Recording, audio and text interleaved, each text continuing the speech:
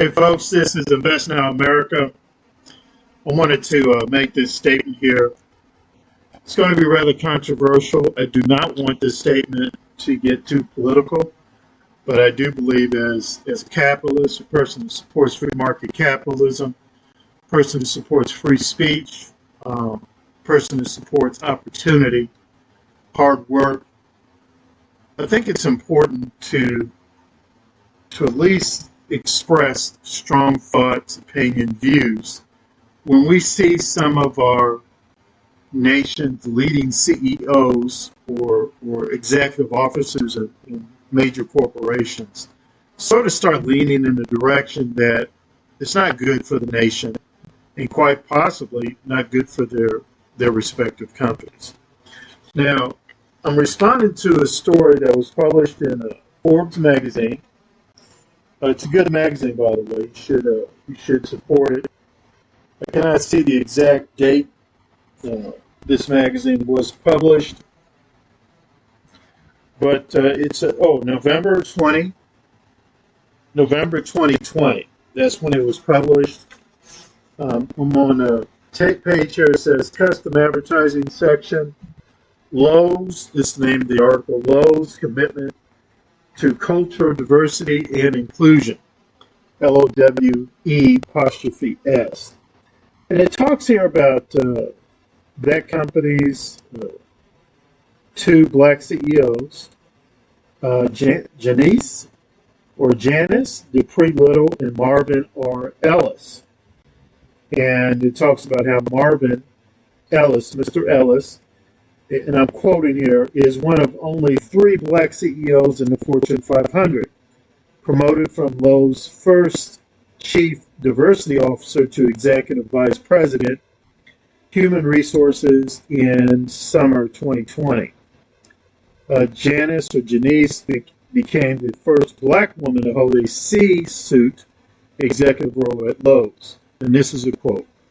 Taking on these new responsibilities amid a global pandemic was certainly unexpected, and if I stop to really think about it, rather frightening, Janice said.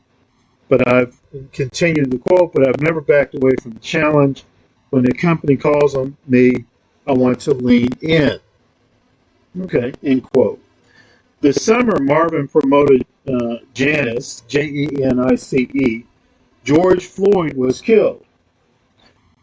As the father of a young black man, Marvin focused on critical conversations with his family at home and his Lowe's family, all 300,000 associates. Quote, I have a personal understanding of the fear and frustration that many of you are feeling, he wrote in a May 31 email to Lowe's associates. To overcome the challenges that we all face, we must use our voices and demand that ignorance and racism must come to an end. This is a time to come together to support one another and through partnership begin to heal. Now, continue the quote here. At Lowe's, we will remain committed to fostering an environment where all individuals are safe, treated fairly, valued, and respected, he continued. We are a company with zero tolerance for racism, discrimination, hate, insensitive behavior, or violence of any kind. End quote. And he was talking about George Floyd. Well, those are nice sentiments. His opinion, apparently Lowe's wants to be some sort of social agent for change. That's all fine and good. I personally would not become a shareholder in Lowe's because I want to know that the leadership is committed to making the company a profitable company. Yes, making it a company where, the employees want to work there, enjoy working there, and they're as productive as humanly possible, and they're getting compensated as much they can be, that the company is putting out a good product or a service. And all that social justice stuff, as far as I'm concerned, you leave that to organizations outside. The company I'm dealing with, if I'm investing my money into it, I want that company to be the best at what it does. And leave all that social justice stuff to the activists. Here's the second thing I want to do. I want to say, rather. He talks about George Floyd. Folks, grow up. George Floyd was a thug. And I base that upon his record. George Floyd was a thug. I base that upon his record. Now, I'm sure he had many family members and friends who loved him. And I'm sure they miss him. I'm sure they mourn his loss. And I get that. But that does not discount the fact George Floyd was a thug. Look at his police record. George Floyd, unfortunately, died in tragic circumstances. It had nothing to do with systemic racism. There was nothing racist about that man's unfortunate death. Go read about it do your own research, and you will see that. I mean, go through the trial. Police officers put on trial about that. Go through those records. Read books that David Horowitz has put out about this stuff. It had nothing to do with systemic racism. It was an unfortunate accident. I mean, it was poor policing, period. And that police officer was held accountable. There were consequences for his poor decisions. I mean, the police officers. And a police officer has been punished. Here's the last thing I want to say. I challenge that black executive officer there at Lowe's, Lowe''S. I challenge him. You give me the name of just two police officers who died in the line of duty. Just two.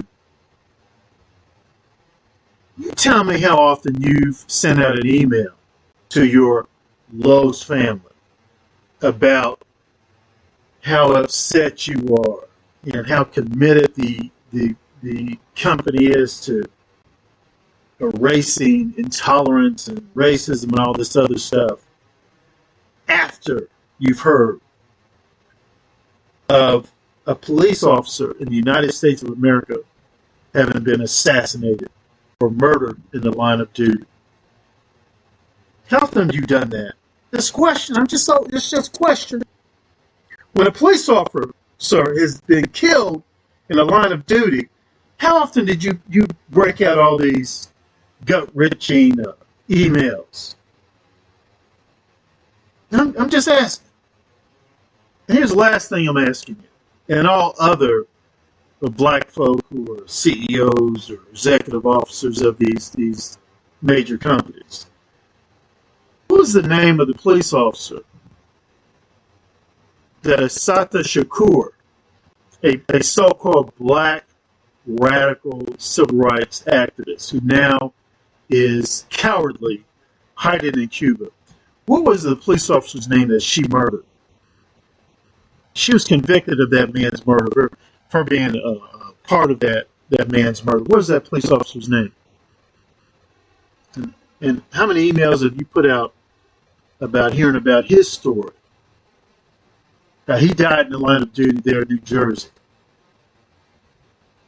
And now all of a sudden you now need to make it employees at Lowe's feel safe and accepted and included. When police officers die, where do we get these sort of emails? Now, I'm sure you've done it, but I'm just asking you for proof. Send me the written proof. Here's what I'm saying to my patriots in this country and to conservatives in this country and to supporters of law enforcement in this country. Do not believe all black folk hate police officers. Do not believe all black folk in the United States of America hold up a thug as a political martyr. We don't. Not the majority of us. We don't.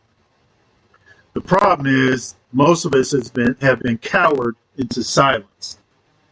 Well, let me tell you something.